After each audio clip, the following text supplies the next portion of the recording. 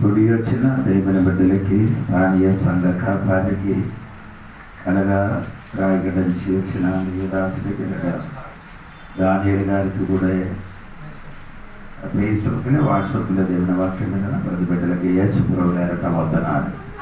దేవుడు అందరికీ దీవించిన గాక. మనం ఈ దినములు నేర్చుకున్న విషయము బైబిల్ తరగతి మీకు అందరికీ తెలుసు. సిలువలో ఎలాడిన 7 మాట, అది నేను చెప్పుకొని వచ్చాను. ఇప్పుడు 5వ మాట మనము 3 వారాలు అయితే నేర్చుకున్నాం. ఈరోజు స్తోత్రం ముగిస్తున్నారు. ఆ మాట ఒకసారి చదవండి. యోహాను సువార్త 19వ అధ్యాయము 28 వాక్యం.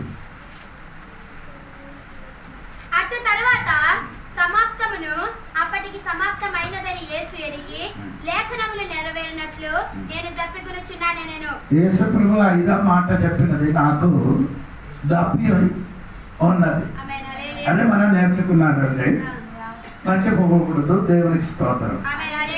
దాహం గురించి, దప్పి గురించి నేను కొన్ని మాటలు చెప్పాను. ఒకటి ఆత్మీయ దాహం, అది నేను చెప్పాడు. 2 మానసిక దాహము. 3వది దేవుని వాక్యం కొరకున్న దాహము. 4 నీతి కొరకున్న దాహం. 5వది విషయమే మనం నేర్చుకున్నారండి. కొంచెం నేను ఆ రోజు చెప్పి ముగించారు. ఈరోజు మళ్ళీ అది కూడా చెప్పి ముగిస్తానని కోరుకున్నారు. యోహాను సువార్త 7వ అధ్యాయము 37, 38, 39 వాక్యం చదవండి. ఆ పండుగలలో ఆ మహాదినముల అంత్యదినముల యేసు నిలిచి ఎవడైనను దప్పికొన్న ఎడల నా వద్దకి వచ్చి దప్పి తీర్చుకున్నామని నా యందు విశ్వాసముంచు వాడెవడో లేఖనములు చెప్పినట్లు వాని కడుపుల నుండి జీవజల నదులు పారునని బిగ్గరగా చెప్పాను. అంటే యేసు ప్రభు ఆ మాటలు 5 విషయాలు చెప్పారండి.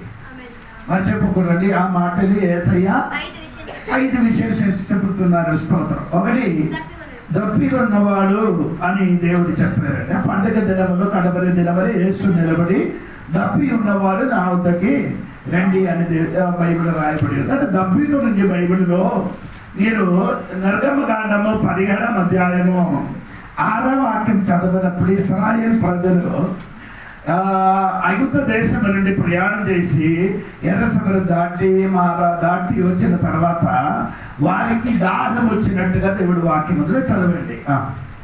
ఇదిగో అక్కడ నెరుపులోని బండ మీద నేను నీకు ఎదురుగా నిలిచెదను.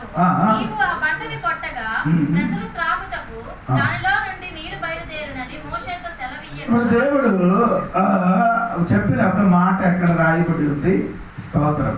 అది మొదటి వచనం కూడా చదవండి. మీకు ఇశ్రాయేలు సర్వ సమాజము యెహోవా మాట చెప్పున తమ ప్రయాణములలో సీను అరణ్యం నుండి ప్రయాణమైపోయి రెఫీదీములో దిగిరి. అంటే రెఫీదీములో దిగారు. ఎవరు చెప్పినట్టుగా?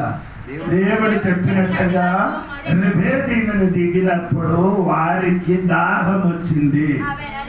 ఒక ప్రజలు 2 ప్రజలు కాదు, దాదాపు 40 లక్షల ప్రజలు ప్రయాణం చేశారు. ఎడారిలో మరుభూమిలో ప్రయాణం చేసినప్పుడు వారికి నీళ్లు తాగడానికి లేదు కాబట్టి వాళ్ళు ప్రయాణం చేయన ముందుకు ఎదురుగా పెద్ద ఒక బండ నిలబడుతున్నారు.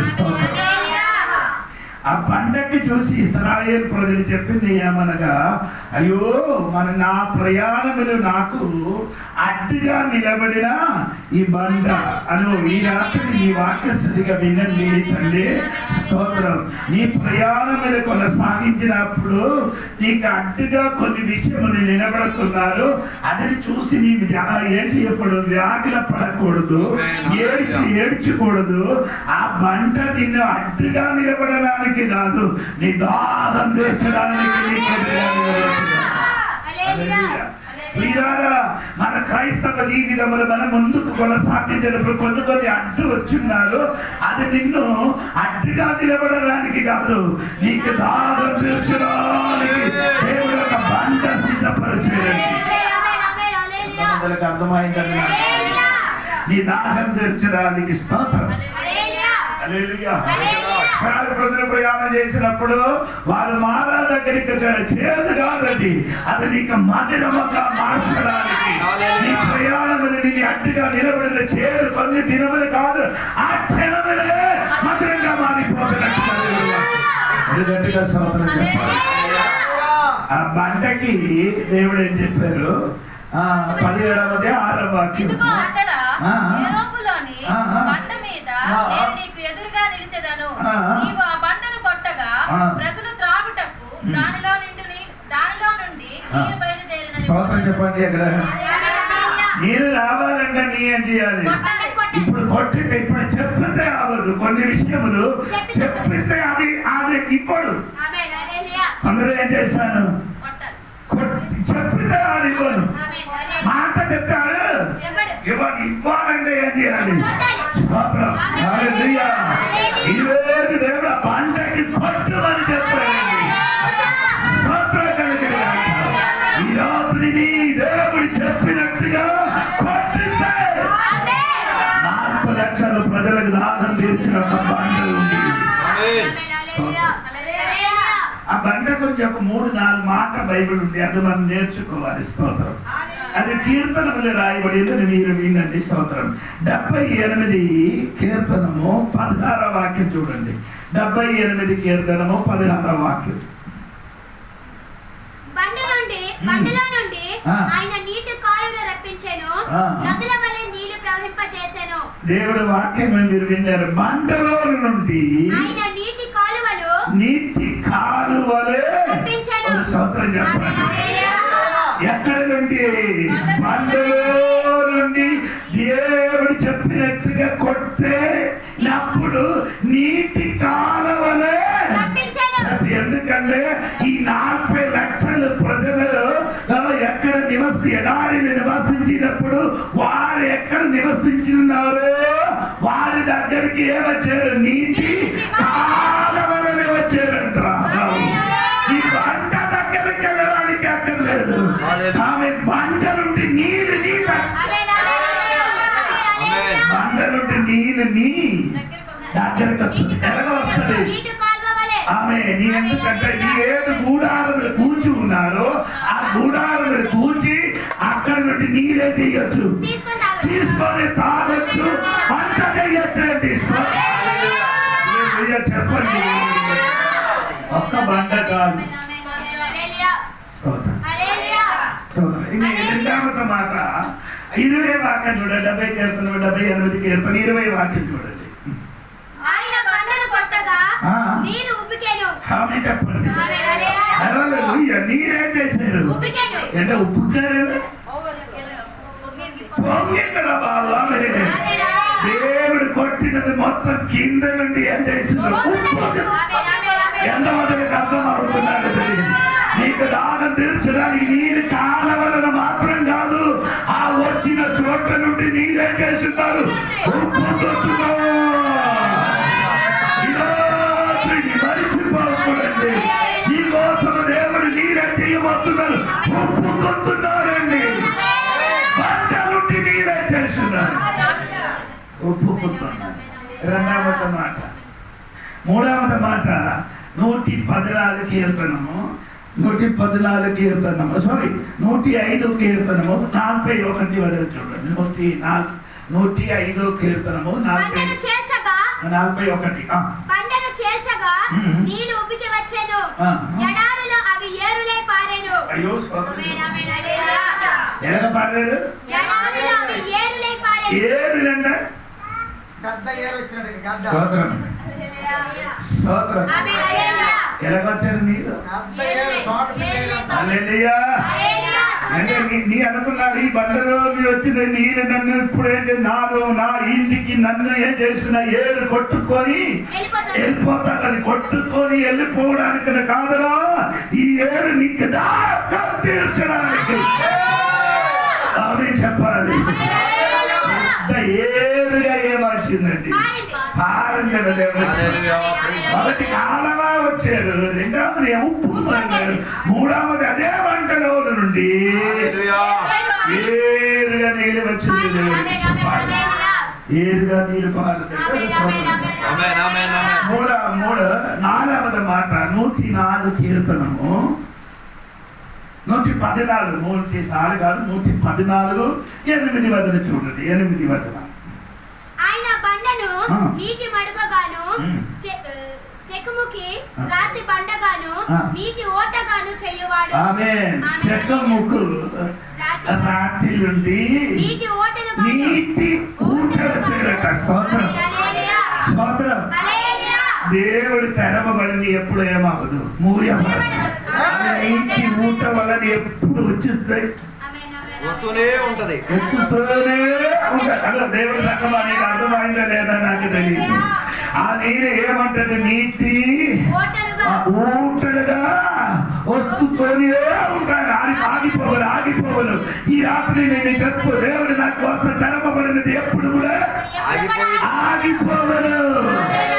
అది మనిషిని ఆగిపోవడానికి కట్టిన ఏడల మన్నేసిన కదా రాగదు.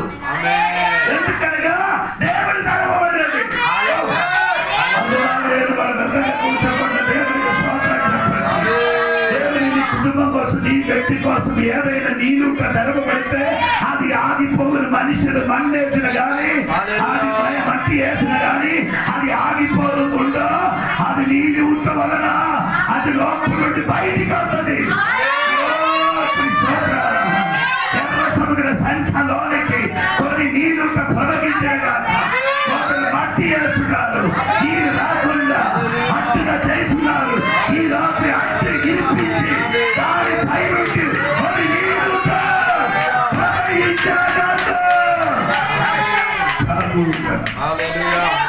కొట్టడానికి మోసే ఉంటే తెరవడానికి నేనుందా? నా చెప్పినట్టుగా కొట్టడానికి మోసే ఉంటే తెరవడానికి నేనున్నానని నీ కింద కొట్టితే చాలు, పై నుండి తెరవబడిన వాడు నేనే. ఎంతమందికి అర్థమైందని నాకు తెలిసింది. 40 లక్షల ప్రజలకి దాహం తీర్చడానికి ఒక బండ చాలండి. శోభ కలిగింది. అలాగా అయితే ఈ పట్టిక నిలబడిన దేవుడు నిలబడి చెప్తున్నది ఏమనగా, తప్పి ఉన్నవాడు ఏం చేయాలి?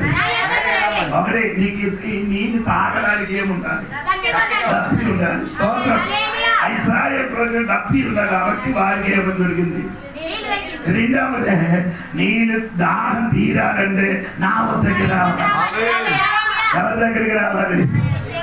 ఆ కొందరు దాహం తీర్చడానికి అట్టి వెళుతున్నారు కానీ వారికి ఇప్పుడు కూడా ఏమైనా తప్పి ఏమవలేదు, తీరలేదు. స్తోత్రం. దాహం తీర్చడానికి లోకంలో ఉన్న నీళ్ళన్నీ ఆగిపోతానండి.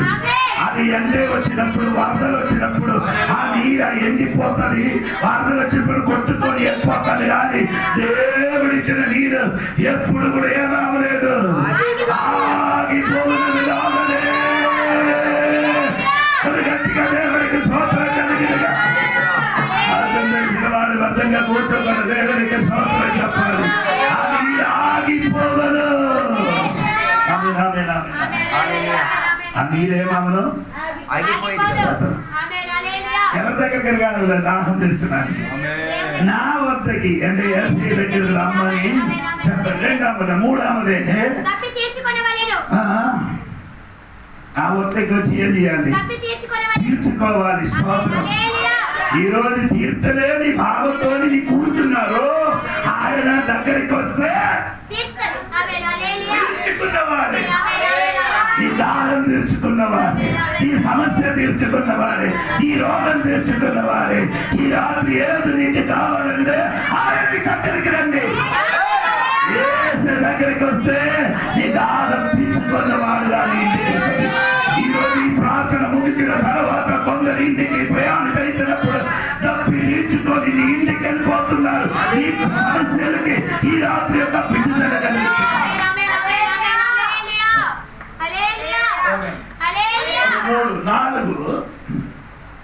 వాని కడుపులో నుండి విశ్వసించి ఏం చేయాలి? ఆత్మని లాభం లేదు, విశ్వసించాలి. ఏసై దగ్గరికి వస్తే నా దాహము, చెప్పండి, ఏసై దగ్గరికి వస్తే నా దాహము తీర్చమని ఒక నమ్మకం ఉంటే, ఒక విశ్వాసం ఉంటే విడుదల కలుగుతుంది. దేవుడు వేరే ఏం కోరుకుని లేదు, నీకు విశ్వాసం ఉంటే చాలు. స్తోత్రం. హల్లెలూయా చెప్పండి గట్టిగా. హల్లెలూయా. స్తోత్రం కలుగుతుంది. చెప్పిన మాట మరి చెప్పండి. చిన్న విశ్వాసం నేను పరలోకములకి తీసుకొని వస్తాను, చిన్న విశ్వాసం నిన్ను, అల్ప విశ్వాసం నిన్ను, పెద్ద విశ్వాసం పరలోక నీలోనికి తీసుకొని వస్తుంది. నేను చెప్పింది నీకు అర్థం అవ్వలేదు. చిన్న విషయం, అల్ప విశ్వాసం నేను ఎక్కడికి వెళ్తుంది, పరలోకానికి తీసుకొని వస్తా. పెద్ద విశ్వాసం ఉంటే పరలోక నీ ఆత్మలోనికి దిగి వస్తుంది. చెప్పాలి, నీ ఆత్మలోనికి పరలోకం దిగి వచ్చడానికి ఉన్న పెద్ద విశ్వాసం నీకుంటే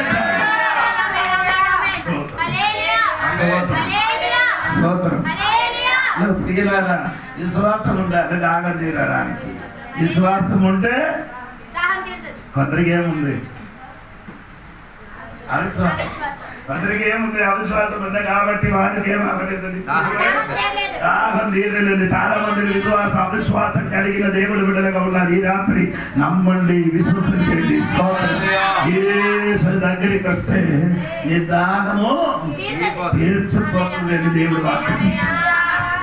4, 5 యేసయ్య చెప్పిన మాట వినండి. వాని కడుపులో నుండి జీవజల నదులు పారునని బిగ్గరగా చెప్పాను. ఎక్కడండి? వాని కడుపులో నుండి జీవజల నదులు పారునని బిగ్గరగా చెప్పాను. వారి కడుపులో నుండి జీవజల నదులు పారునని బిగ్గరగా చెప్పాను. అదే వేరొక తెలుగు పదం కూడా ఎక్కడ ఉంది? ఆ పదం ఒక్కసారి కూడా చదువు. నా యందు విశ్వాసం ఉంచు వాడెవడో లేఖనము చెప్పినట్టు, అది లేఖనము చెప్పినట్టుగా వారి కడుపులో నుండి. అది ఎక్కడ రాయబడిందండి? లేఖనం చెప్పారు కడుపులో నుండి నీళ్ళు వస్తామని. ఇది నీకు అర్థం అవ్వలేదు, ఇశ్రాయేలు ప్రజలకు అర్థం అవుతుంది, యూదులకు అర్థం అవుతుంది. కడుపులో నుండి నీళ్ళు ప్రవహిస్తానని వారికి అర్థమైంది కానీ మాకు అర్థం అవ్వలేదు. విశ్వసించిన వాడు కడుపులో నుండి లేఖనం చెప్పినట్టుగా, లేఖనం అంటే పాత నిబంధనలు చెప్పినట్టుగా నీళ్ళు వారు కడుపులో నుండి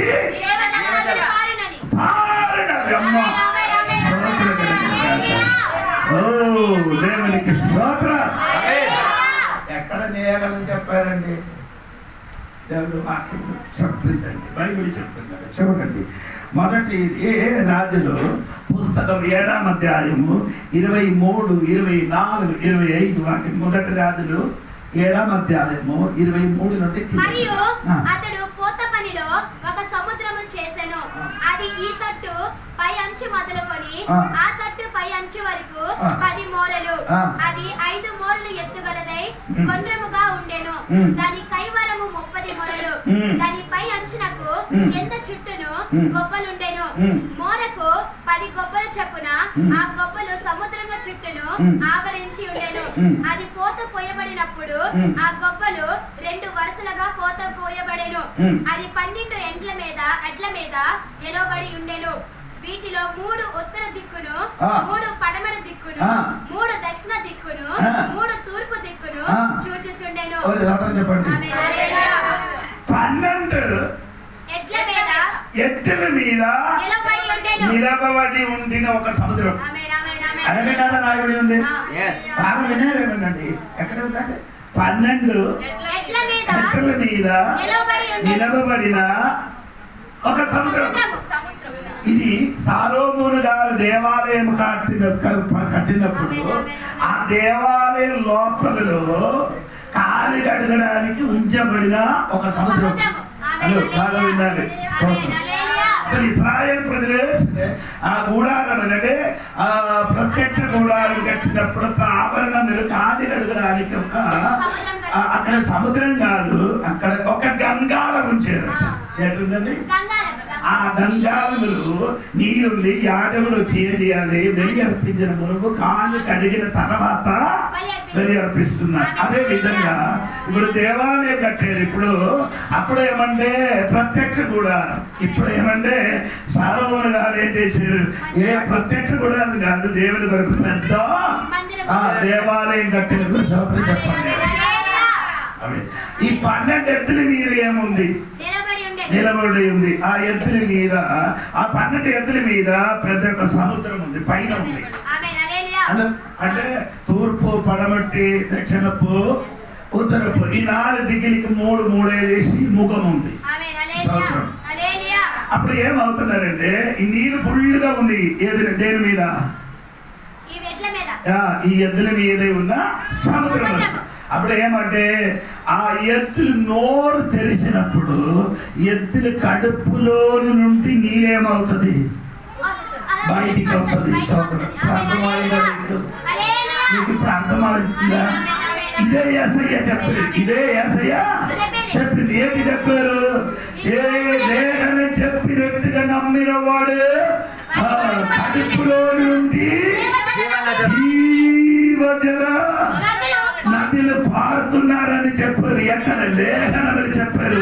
ఆనాడు సాలోమోను కట్టిన దేవాలయములున్న ఎత్తుల పైనున్న ఆ సముద్రములున్న ఆ నీరు ఎత్తుల కడుపులో నుండి నోటు నుండి బయటికి వచ్చినట్టుగా. అదే అర్థమైన వాళ్ళ దేవునికి స్తోత్రం. ఇదే యేసయ్య చెప్పారు స్తోత్రం. విశ్వసించిన వాడు కడుపులో నుండి జీవజల స్తోత్రం. 12 ఎద్దులు అంటే 12 అపోస్తుల వారి వలన ఈ లోకానికి ఏమొచ్చిందండి? పరిశుద్ధాత్మ అయినా నీళ్ళు వచ్చిందండి. స్తోత్రం చెప్పాలి.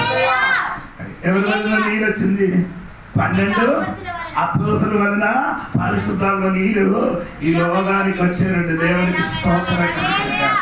విశ్వసించిన వాడు కడుపులో నుండి నీరేమో తెలుస్తున్నారండి, పారుతుంది. దేవునికి స్తోత్రం. పరిశుద్ధాత్మ దేవుడు నీలోనికి నింపితే ఈ కడుపులు గుండావడం మాత్రం కాదు, అది నోటి నుండి బయటికి వస్తుంది. ఒక స్తోత్రం చెప్పండి. అంటే సాలోమోను కట్టిన దేవాలయము హస్త నిర్మిత దేవాలయం. ఆ దేవాలయంలో ఎవరు నివసించారు? దేవుడు నివసించారు. అప్పుడు దేవుడు దేవాలయం ఎవరంటే మనమండి. దేవుడి దేవాలయం ఎవరండి? మనమంటే రక్షణ పొంది మారు మనిషి పొంది బాప్తీసం పొందిన దేవుని బిడ్డలే దేవునికి ఆలయము. ఈ ఆలయం లోపల నుండి నీరు బయటికి రావాలి. గట్టిగా దేవునికి స్తోత్రం చెప్పండి. పరిశుద్ధాత్మ నది మనం ఆమె నోటి నుండి పారవేయాలి. 120 మందిలో కూడి వచ్చి పాట పాడి ఆరాధించినప్పుడు పరిశుద్ధాత్మ దేవుడు ఆరు మీదకి దిగి వచ్చినప్పుడు 120 మందిలో అన్య భాషలు దేవుడికి ఏం చేశారండి? దేవుడికి స్తుతించి గణపరిచినప్పుడు పరిశుద్ధాత్మ నింపబడి అన్య భాషలతో వారు మాట్లాడడానికి ప్రారంభించారు.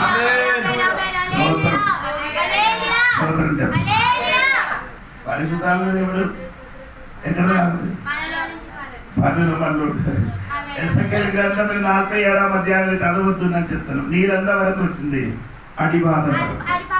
2 నీళ్ళు ఎక్కడ వరకు? మోకాల వరకు. 3 ఎక్కడ వరకు? నడుము వరకు. 4 ఎక్కడ వరకు? మెడ వరకు. అంతవరకు 5 స్తోత్రం. ఆ నీటిలో ఏమవ్వాలి? మునిగినట్టుగా. స్తోత్రం. నీటిలో ఏం చేయాలి? మునగాలి. స్తోత్రం. 4 కాలం తెలియపరచాలి. ఆ వాక్యం ఒకసారి చదవండి. 47వ అధ్యాయము ఎస్ఎకేల్ గ్రంథం 47వ అధ్యాయము 7 నుంచి కిందకి చదవమ్మా. నేను తిరిగి రాగా నది తీరమును ఇరు ప్రక్కల చెట్లు విస్తారంగా కనబడెను. అప్పుడు ఆయన నాతో ఎట్లనెను, ఈ నీళ్లు ఉబికి తూర్పుగానున్న ప్రదేశం నాకు పారి 4 నుండి 3 నుండి చదువుతే సరిపోతుంది. 3 నుండి ఆ మనుష్యుడు కొలునూలు చేత ఒలునూలు చేత పట్టుకొని తూర్పు మార్గమున బయలు వెళ్ళి 1000 మూరలు కొలిచి ఆ నీలుగొండ నన్ను నడిపింపగా నీళ్లు చీలమండ లోతులుండెను. ఎంతవరకు వచ్చింది? చీలమండల వరకు. సోదరు రెండవది ఆయన మరి 1000 మూరలు కొలిచి నీలగొండ నన్ను నడిపింపగా నీళ్లు మోకాలు లోతుండెను. ఎంతవరకు వచ్చింది? మోకాలు వరకు వచ్చింది. సోదరు ఇంకే ఆయన 1000 మూరలు కొలిచి నీలగొండ నన్ను నడిపింపగా నీళ్లు మూల లోతుండెను. మూల లోతు వరకు వచ్చింది. నాలుగు ఆయన ఇంకా 1000 మూరలు ఇంకా కొలవగా 1000 మూర కొలదుగా నీళ్లు మిక్కిలి లోతై నేను దాటలేని అంత నది కనబడేదు. దాటి వీలు లేకుండా ఈత వలసినంత నీరు గల నది ఆయను. ఆమె చెప్పండి. అదే ఈ కాలంలో వచ్చిన ప్రతిభా కాలంలో వచ్చినప్పుడు నీరంద వరకు వచ్చేవరా తమ్ముడు? ఈత వలసినట్టుగా దేవునికి స్తోత్రం. నడవడానికి శక్తి లేదు. స్తోత్రం. మూడు భాగం మీరు ఒకటి ఎక్కడ వరకు వచ్చింది? చిరమండలు వచ్చిన కొంచెం నీళ్ళు వచ్చినప్పుడు నడవచ్చు. రెండవది స్టెప్ మోకాలు వచ్చింది, అప్పుడు కూడా నడవచ్చు. మూడవది స్టెప్ అడగలు వచ్చింది, మొలగల వరకు వచ్చింది, అప్పుడు నడవచ్చు. నాలుగవది వచ్చినప్పుడు నడవలేదు. ఏం చెయ్యాలి? ఇప్పుడు ఈ నీరు ఎలాగా తీసుకొని ఎక్కడికి వెళ్తున్నారు? అక్కడికేమవ్వాలి? మన వెళ్ళాలి. పరిశుద్ధమ్మ చెప్పినట్టుగా నీ నడవాలి. నీ నడవినట్టుగా పరిశుద్ధమ్మ నడవదు. పరిశుద్ధమ్మ చెప్పినట్టుగా సంఘం నడవాలి. సంఘ బిడ్డలు పరిశుద్ధమ్మలు ఈత కొట్టాలి. పరిశుద్ధమ్మ ముడగాలి. పరిశుద్ధం నింపబడాలి. పరిశుద్ధం ఆరాధించాలి. పరిశుద్ధం అన్ని భాషలు ఆరాధించాలి. అటువంటి సంఘమే ఎత్తబడుతుంది.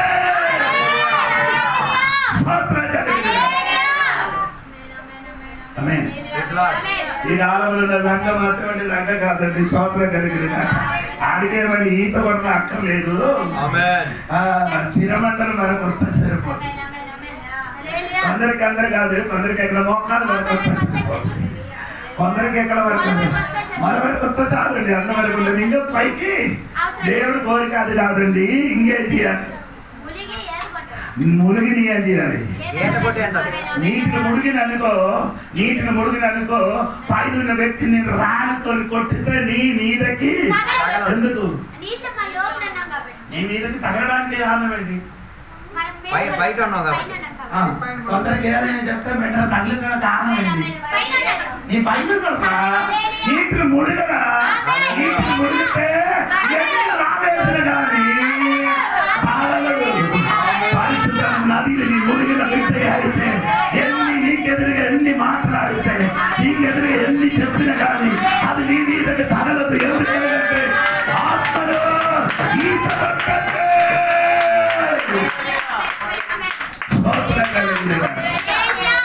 చెప్పండి. దేవుడు వాక్యం పరిచయం చేసినప్పుడు రాయితో అతనికి కొట్టినప్పుడు ఏం చేశారు? పరలోకమును చూసినప్పుడు పరలోకము తెరవబడిందట. రాయితో కొట్టినప్పుడు ఈ పరిశుద్ధాలు నింపబడింది. అందుకని కొట్టినది చూడకుండా పైకి చూసి నిలబడి ఏసైకి చూసేది. నీ మీదకి ఎన్ని రాలి పడిపోతే భయపడకూడదండి. పైకి చూడరా.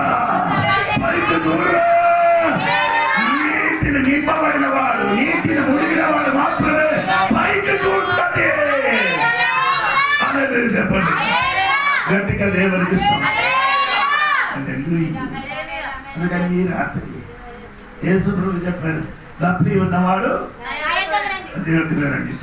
5 ఆరామద దాహం దప్పి. లూకా సువార్త 16వ అధ్యాయం 24వ మాట.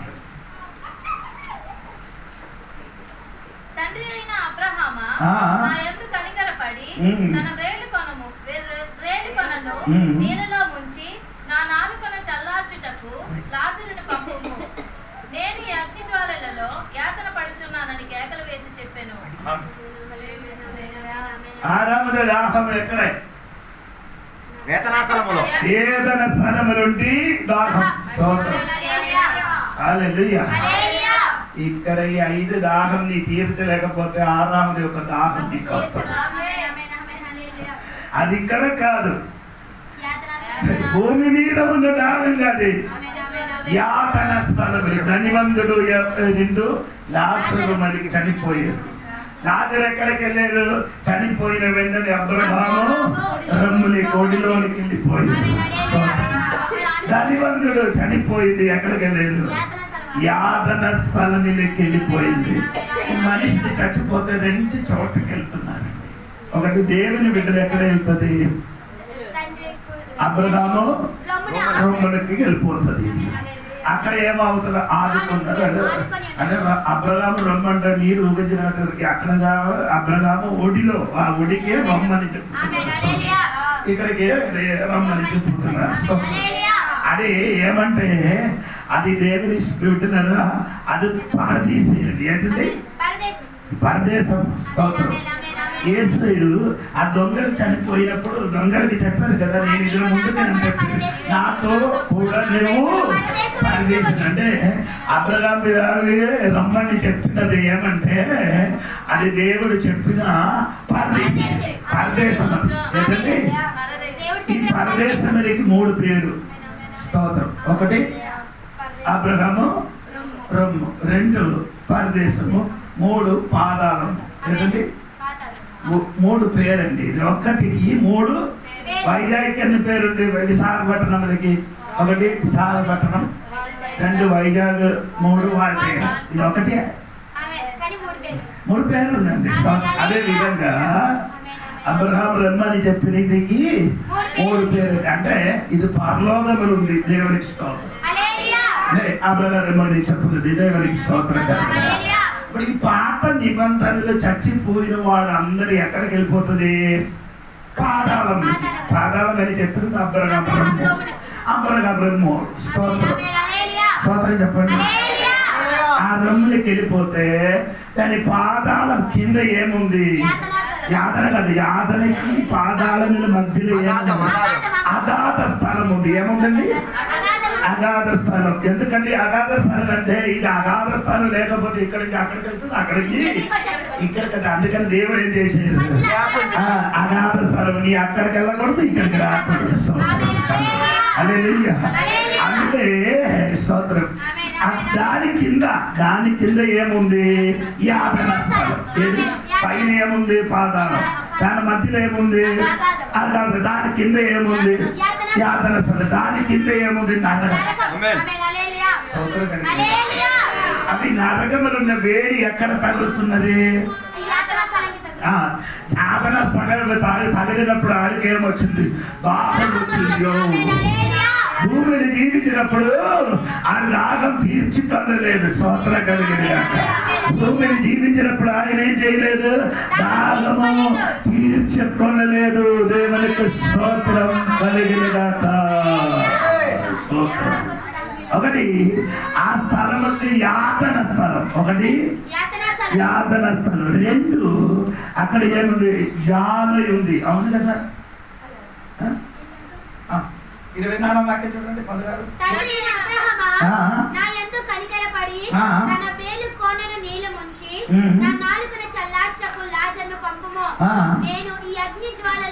అక్కడ కింద ఏముంది? అగ్ని జ్వాలయ ఉంది. ఒకటి యాతన స్థలము, 2 అగ్ని జ్వాలయ ఉంది, 3 యాతన పడుతున్నారు, 4 దాహం ఉందట. స్తోత్రం చెప్పండి గట్టిగా. అలా మర్చిపోకూడదండి. మరి మనసు ఎక్కడికి వెళ్ళకూడదండి. బాగా వినండి దేవునికి స్తోత్రం. ఈ యాతన స్థలం. ఒకటి యాతన స్థలము, 2 అక్కడ ఏముంది? అగ్ని జాలయ ఉంది, 3 అక్కడ యాతన ఉంది, 4 ఏముంది? దాహం ఉంది. దేవునికి స్తోత్రం చెప్పండి. అల్లే చెప్పండి. దేవునికి స్తోత్రం కలిగిన గాక. 23వ వాక్యం చూడండి. 23వ వాక్యం. అప్పుడు అతడు బాధపడుతున్నారట. బాబు స్తోత్రం. అతడు ఇప్పుడు ఏం చేశాడు? పాదాల మీరు ఏం చేస్తున్నారండి?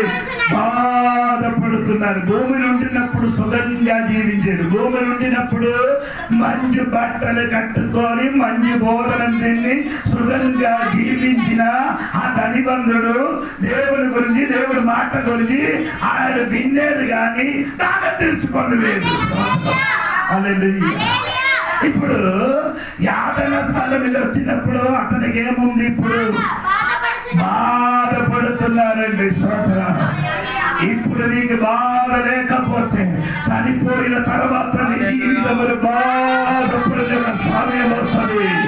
అప్పుడు నీకు విడుదల లేదు, అప్పుడు నీకు రక్షణ లేదు, అప్పుడు నీకు సహాయం లేదు.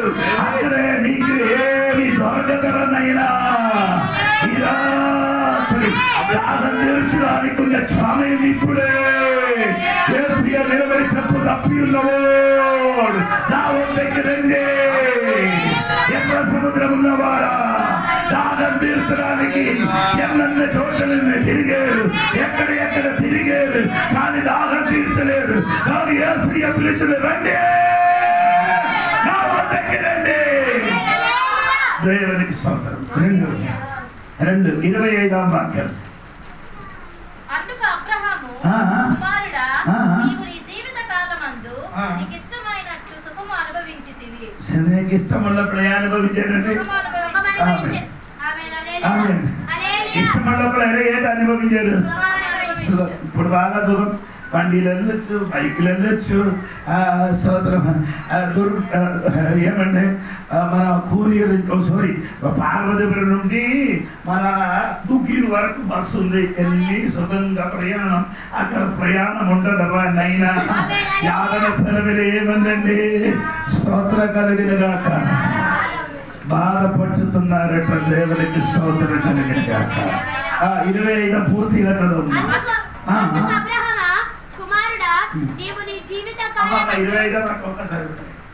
అందుకు అబ్రహాము, కుమారుడా, నీవు నీ జీవిత కాలమందు నీకు ఇష్టమైనట్లు సుఖముగా అనుభవించితివి. అలాగునే లాజరు కష్టం అనుభవించాడని జ్ఞాపకము చేసుకొనుము. అమ్మా, అది దానికి ఆయన పైకి చూశారని ఒక మాట ఉంది కదా, లాజర్ని చూశారు కదా.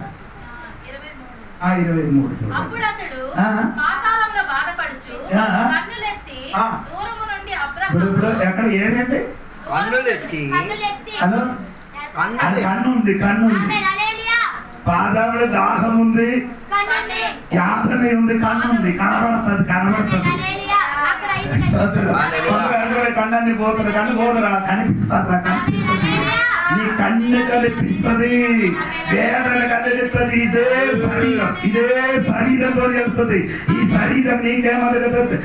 యాతన కలుగుతుంది. 2 నీకు ఇదే శరీరములు దాహం వస్తుంది. 3 ఈ కన్నుతో ఎవరికి చూశారు? యాదరికి, అబ్రహాముకి చూసినట్టుగా పైకి చూశారు. కింద ఉండి పైకి చూశారు. పైన ఉన్నప్పుడు, భూమి నుండినప్పుడు ఎప్పుడు కూడా పైకి చూడలేదు. ఏంటండి? ఒక జంతువు ఉంది, ఎప్పుడు పుట్టిన దినం నుండి పైకి చూడదు. అది ఆయన కాలు 2 కట్టి కర్ర వేసినప్పుడు ఎప్పుడు చూస్తుంది? ఏది? పందిని 2 కాలు కట్టి 4 కాలు కట్టి ఆయన ఆ లోపల ఒక కర్ర వేసి ఇద్దరు మోసుకొని వెళ్ళినప్పుడు ఎక్కడ చూస్తుంది? అంతవరకు ఏం చేయరు. నైనా ఇప్పుడు చూడరా. ఇప్పుడు కన్నికి పవర్ ఉంది, కన్నికి శక్తి ఉంది, కన్ను కనిపిస్తుంది. ఇప్పుడు యాదన స్థలం నుండి ఆయన పైకి చూసినట్టుగా దేవుడు వాక్యం చెప్పారు. ఇప్పుడు నేను చెప్పిన మాట మరిచిపోలేదు. దేవునికి స్తోత్రం. 1 యాతన ఉంది, 2 దేవునికి దాహం ఉంది, 3 ఏముందండి? కన్ను ఉంది. స్తోత్రం. 4 అక్కడ ఏముందండి? అగ్ని జ్వాలలలో ఏముందండి? 24వ వాక్యం.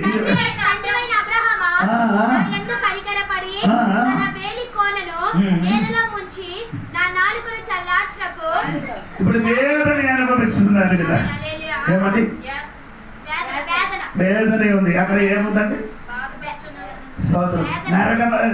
యాతన స్థలంలో ఏముందండి? వేదన తక్కలేదు. వేదన ఏం చేయలేదు. దాహం తీరలేదు. చాలా మంది దాహం కొరకు వేదన కొరకు ఏడుస్తున్నారు. అయ్యో నీళ్లు కావాలి నీళ్లు కావాలని.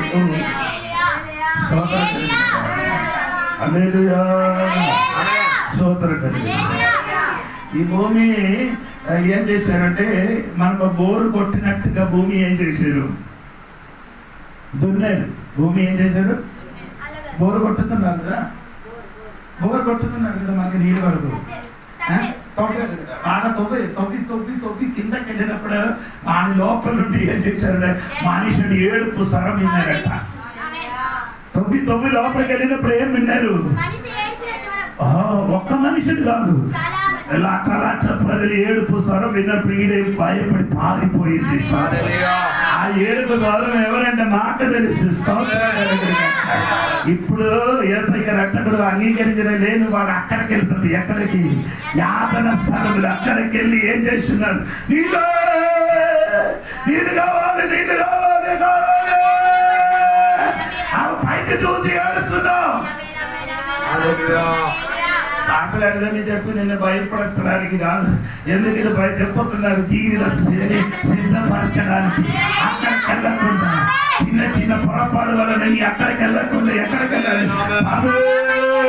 రాజ్యాలు చేరబడాలి. ఏమండి? అగ్నిజాలి ఉంది,